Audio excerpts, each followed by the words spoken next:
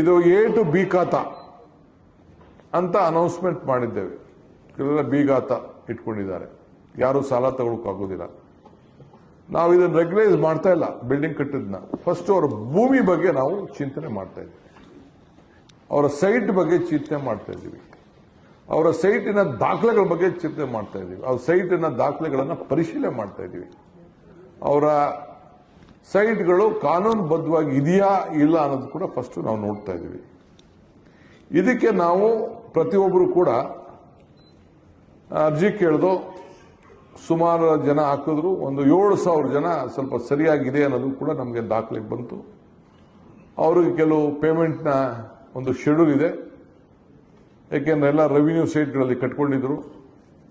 ಅವ್ರಿಗೆ ನೀರು ಕೊಟ್ಟಿದ್ದೀವಿ, ಕರೆಂಟ್ ಕೊಟ್ಟಿದ್ದೀವಿ, ರಸ್ತೆ ಕೊಟ್ಟಿದ್ದೀವಿ, ಏನೇನು ಬೇಕೆಲ್ಲ ಕೊಟ್ಟಿದ್ದೀವಿ. ಆದರೆ ಮುಂದಕ್ಕೆ ಅವರು ಏನು ಟ್ರಾನ್ಸಾಕ್ಷನ್ಸ್ ಮಾಡೋಕ್ಕಾಗ್ತಿರ್ಲಿಲ್ಲ. ಸೊ ಅದಕ್ಕೆ ರೆಗ್ಯುಲೈಸ್ ಮಾಡಿ ಎ ಬಿ ಇಂದ ಎಗೆ ತೆಗೆದುಕೊಂಡು ಈಗಾಗಲೇ ಒಂದು 7,000 ಜನಕ್ಕೆ ಈಗಾಗಲೇ ನಾವು ಒಂದು ಕೊಡಬೇಕು ಅಂತ ತೀರ್ಮಾನ ಮಾಡಿದ್ದೀವಿ. ಈಗ ಪ್ರತಿಯೊಂದು ಪ್ರೈವೇಟ್ ರೋಡ್ ಇತ್ತಲ್ಲ, ಈ ರೆವಿನ್ಯೂ ರೋಡ್ ಎಕ್ಸ್ಟೆನ್ಷನ್, ಈಗ ಸಿಟಿ ಒಂದು ಏರಿಯಾ ಇತ್ತು, ಪಕ್ಕದಲ್ಲಿ ರೆವಿನ್ಯೂ ಕಟ್ಟಿಬಿಟ್ಟಿದ್ದ, ಸೈಟ್ ರಿಜಿಸ್ಟ್ರೇಷನ್ ಮಾಡ್ಕೊಂಡಿದ್ರು, ಒಂದು ನಂಬರ್ ಪಂಚಾಯತಿ ನಂಬರ್ ಹಾಕಿ ಮಾಡ್ಕೊಂಡಿದ್ರು. ಸೊ ಪಾಣಿಲಿ ಅವಂದೇ ಹೆಸರು ಬರ್ತಾ ಇತ್ತು, ಭೂ ಮಾಲೀಕರು ಬೇರೆಯವ್ರಿಗೆ ಇನ್ನೊಬ್ಬರಿಗೆ ಹೆಸರು ಬರ್ತಾ ಇತ್ತು, ನಿನ್ನ ಹೆಸರು ಪಾಣಿ ಇದೆ ಅಂತ ಹೇಳಿ ತಿರ್ಗಾ ಬರ್ಸೋದು, ಇವೆಲ್ಲ ಮಾಡ್ತಾ ಇದ್ರು.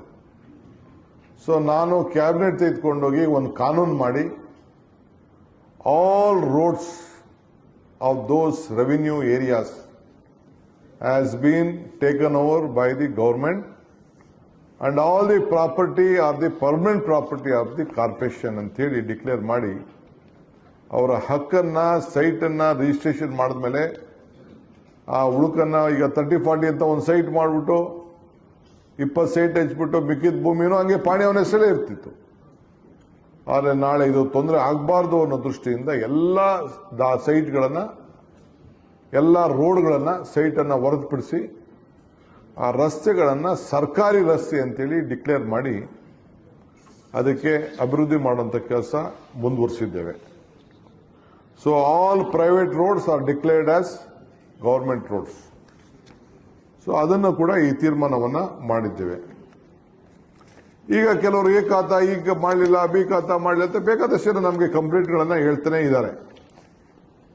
ಮೊನ್ನೆ ಅಸೆಂಬ್ಲಿಲೂ ಕೂಡ ಮಾತಾಡ್ತಿದ್ರು, ಕೆಲವು MLAಗಳೆಲ್ಲ ಮಾತಾಡ್ತಿದ್ರು.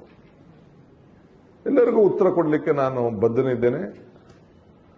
ಅವ್ರಿಗೆ ಯಾರಿಗೇ ಆಗಲಿ, ಈಗ ಕಂಪ್ಲೇಂಟ್ ಯಾರು ಹೇಳೋರು ಅಂತಂದ್ರೆ ದಾಖಲೆಗಳು ಸರಿ ಇಲ್ಲದೆ ಇದ್ದವ್ರು ಮಾತ್ರ ಕಂಪ್ಲೇಂಟ್ ಹೇಳ್ತಾರೆ. ಯಾರಿಗೆ ಸರಿಯಾದಂಥ ಮಾಹಿತಿಯನ್ನು ಇಟ್ಕೊಂಡಿಲ್ಲ, ಯಾರು ಮಿಸ್ಯೂಸ್ ಮಾಡ್ಕೊಂಡಿದ್ದಾರೆ, ಯಾರು ಕಾನೂನು ವಿರುದ್ಧ ತೆಗೆದುಕೊಂಡಿದ್ದಾರೆ ಅಂಥವ್ರು ಮಾತ್ರ ಕಂಪ್ಲೇಂಟ್ ಹೇಳಕ್ಕೆ ಮಾಡಿದ್ದಾರೆ.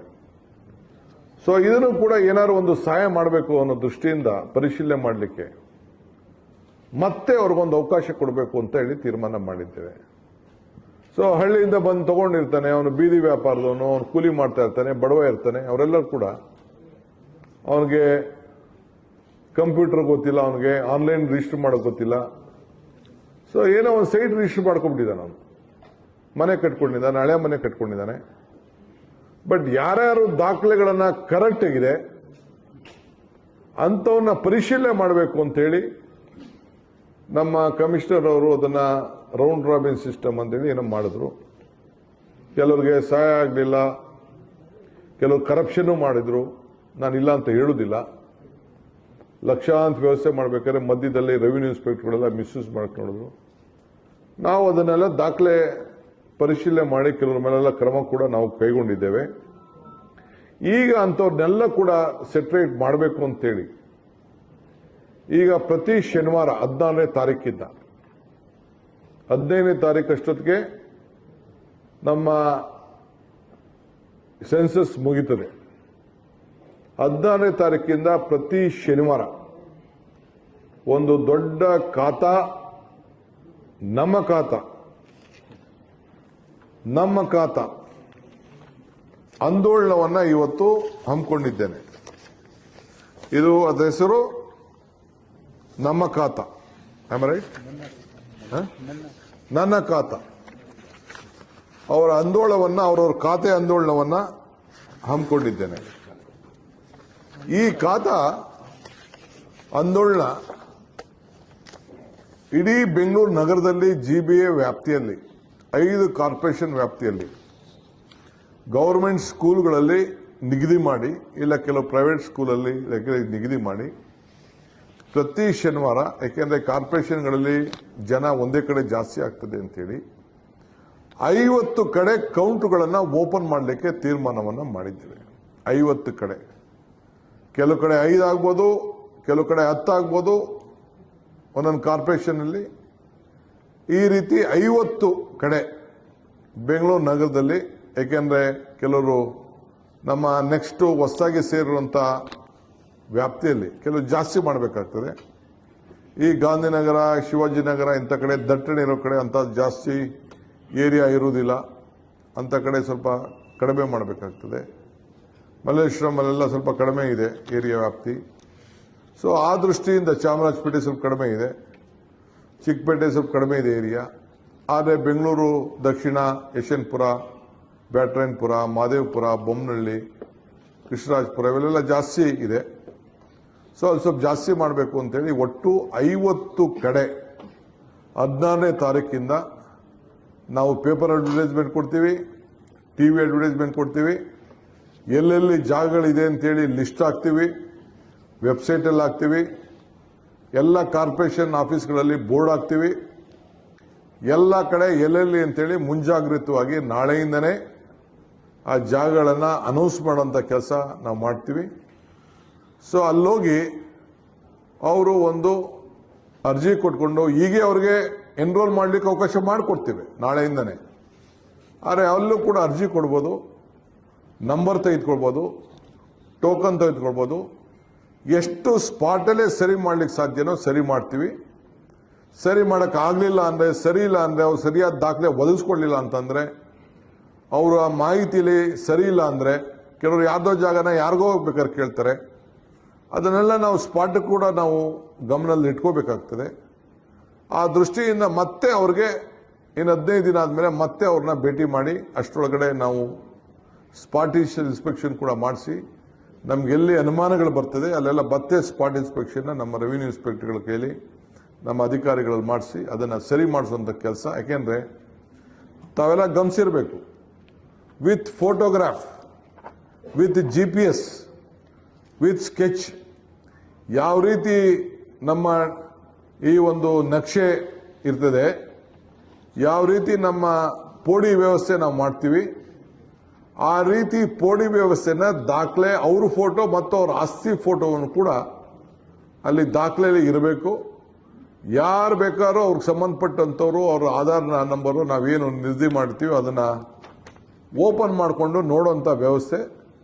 ಮುಂದಕ್ಕೆ ಅದನ್ನು ತಗೊಳ್ಳೋರು, ಮಾರೋನು ಎಲ್ಲರೂ ಕೂಡ ಬೇಕಾದರೆ ಅದನ್ನು ದಾಖಲೆಗಳನ್ನು ತಿಳ್ಕೊಳ್ಳುವಂಥ ಒಂದು ವ್ಯವಸ್ಥೆಯನ್ನು ಮಾಡಬೇಕು ಅನ್ನೋ ದೃಷ್ಟಿಯಿಂದ ಈ ರೀತಿ ಎಲ್ಲರೂ ಕೂಡ ನಾವು ಮಾಡ್ತಾ ಇದ್ದೇವೆ.